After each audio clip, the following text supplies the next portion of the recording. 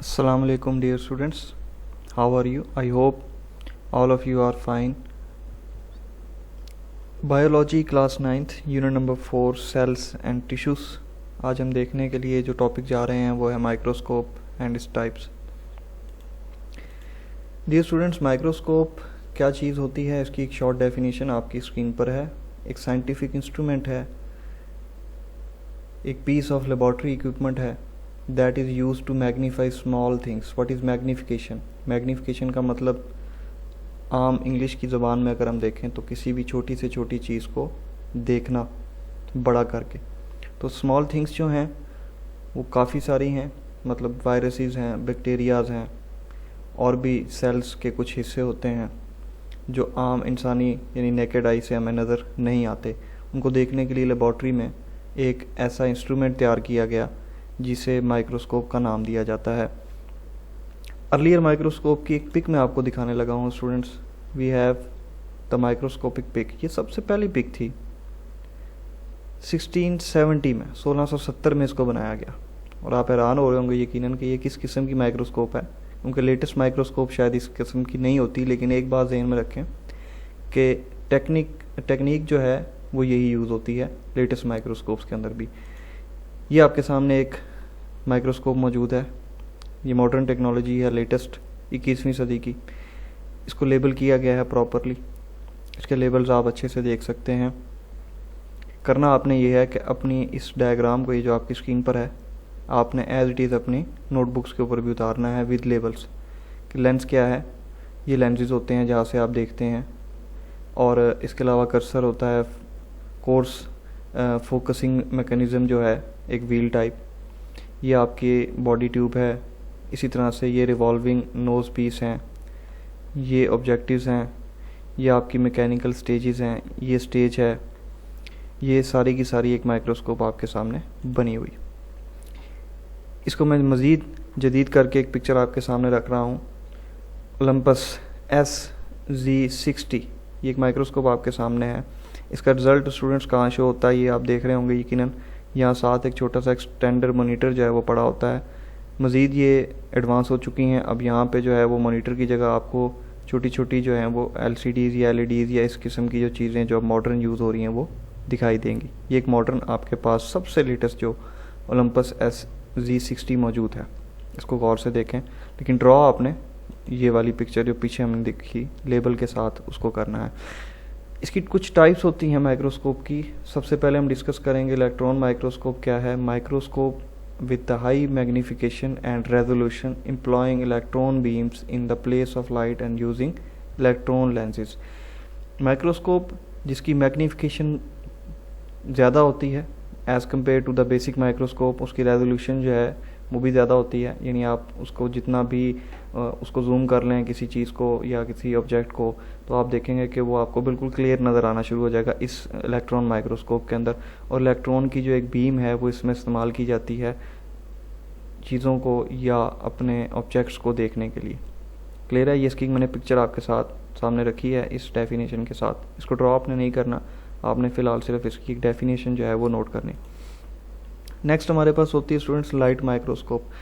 Main difference जो है वो लाइट माइक्रोस्कोप और इलेक्ट्रॉन माइक्रोस्कोप का ये है कि जो इलेक्ट्रॉन माइक्रोस्कोप है उसमें तो हमने देखा कि बीम्स यूज़ होते हैं इलेक्ट्रॉन्स के जो इमेज को मैग्नीफाई करते हैं, जबकि लाइट माइक्रोस्कोप यूज़ करती है rays of visible light to form highly magnified images of tiny areas of materials और biological specimens.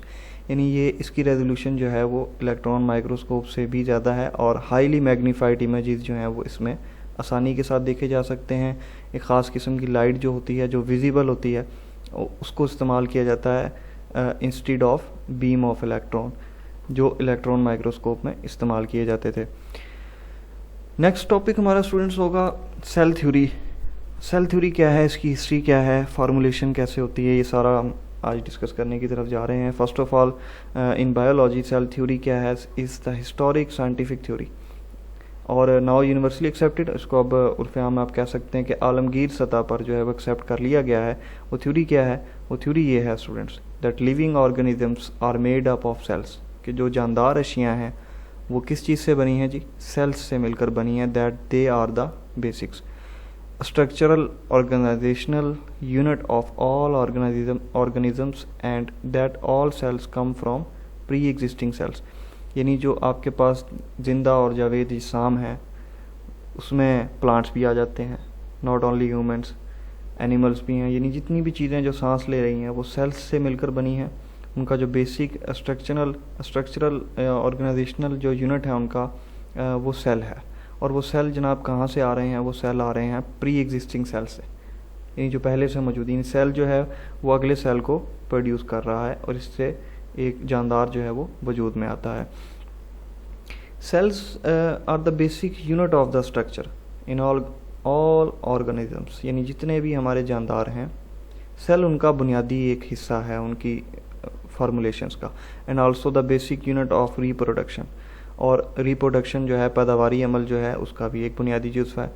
With the continual improvements made to the microscopes over the time, जैसे जैसे आप देख रहे हैं माइक्रोस्कोप्स में जिद्दत आती जा रही है, मैग्नीफिकेशन टेक्नोलॉजी एडवांस होती जा रही है, वो डिस्कवर कर रही है मज़ीद सेल्स को। और मज़ीद सेल्स जो हैं आपके वो 17वीं सेंचुरी, अब जिस तरह हम देखें वो जो 1670 में एक अर्लियर माइक्रोस्कोप बनाई गई थी जिसकी मैंने पिक्चर आपके सामने रखी, वो तो एक बड़ी ही अजीबोगरीब किस्म की आपको लग रही होगी। तो यकीनन उसकी मैग्नीफिकेशन पावर जो है वो भी कम थी as compare to the 21st century की जो microscope. So that is why अब जो आपके पास माइक्रोस्कोप्स हैं उनसे आप हाईली मैग्नीफाइड इमेजेस जो हैं वो देख सकते हैं। तो हो सकता है कि कुछ ऐसे इमेजेस भी हों जो उस वक्त हमें नज़र नहीं आए सेल के, जो अब नज़र आ रहे हैं। This discovery is largely attributed to Robert Hooke. ये जो डिस्कवरी है सेल्स की और ये जो मज़ीद आपके पास ये जो माइक्रोस्कोप नज़र आ रही है ये इन्वेंट किया था रॉबर्ट हुक ने इसको। And began the scientific study of cells, और सेल्स की जो साइंटिफिक स्टडीज़ थी उसको शुरू किया और उसे कहा गया cell biology. Over a century later many debates about cells began among the scientist, और फिर आने वाली सदियों में सेल्स के ऊपर जो है वो साइंटिस्ट की डिबेट शुरू हुई। ये सारी हिस्ट्री मैंने आपके सामने रखी हुई है, इसको आपने अच्छे से रीड आउट करना है स्टूडेंट्स। और 3 टेनेट्स जो हैं वो सेल थ्योरी के, यानी जो उसकी करैक्टरिस्टिक्स हैं वो भी मैंने आपके लिए पॉइंट आउट किए हैं। पहली खासियत ये है सेल थ्योरी की that all living organisms are composed of 1 और मोर सेल्स। यानी जो तमाम लिविंग ऑर्गेनिजम्स हैं वो कंपोज्ड हैं एक या एक से ज़्यादा सेल्स के साथ। Cell is the basic unit of a structure and organization in organisms. Cells arises from pre existing cells. ये डेफिनेशन के इंपॉर्टेंट पार्ट्स हैं, साथ ही इसकी हिस्ट्री भी है, वो भी डिटेल में आपने पढ़नी भी है, याद भी करनी है और इसको लिखना भी है।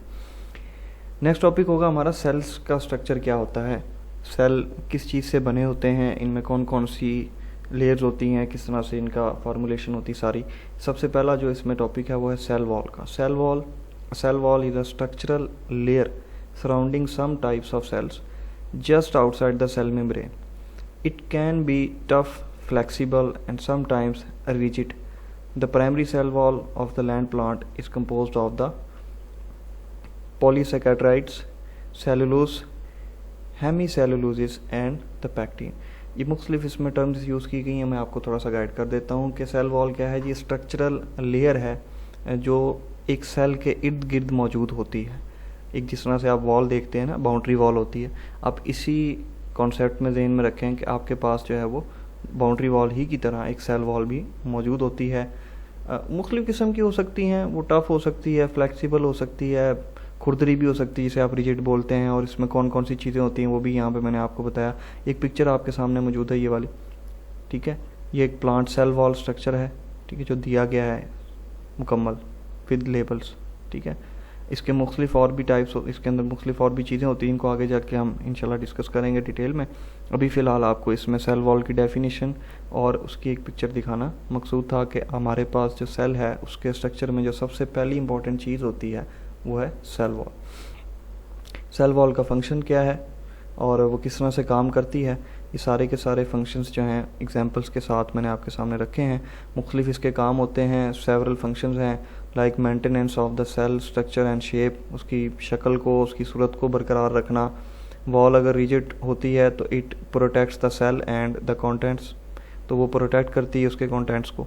लाइक एग्जांपल मैं बता देता हूँ, cell wall can keep the pathogens like plants viruses from the entering.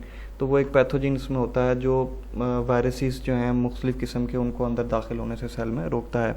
इसी तरह से ये कुछ और फंक्शंस हैं जो आपके सामने मैंने रखे हैं, आपकी बुक्स के ऊपर भी ये मौजूद होंगे, आपने उनको भी वहाँ से भी अगर आप चाहें तो उसको नोट डाउन कर सकते हैं, और ये आपकी अंडरस्टैंडिंग और आपके रीडिंग टास्क में ये चीज़ शामिल है। ओके स्टूडेंट्स, ये पहला क्लिप था आपका। इसमें हमने हाफ ऑफ द वीक की जो डायरी ट्यूटोरियल है उसको देखा है। इसमें हमने सेल वॉल को डिस्कस किया, माइक्रोस्कोप, उसकी टाइप्स को देखा, और सेल थ्योरी को देखा, उसकी हिस्ट्री जो है वो अच्छे से हमने डिस्कस करने की कोशिश की। तो नेक्स्ट आपका टास्क ये है स्टूडेंट्स कि आपने इसको मुकम्मल करना है। पढ़ने के बाद, अंडरस्टैंड करने के बाद अपने रजिस्टर्स के ऊपर लिखना भी है और साथ इसको याद भी करने की कोशिश करनी है।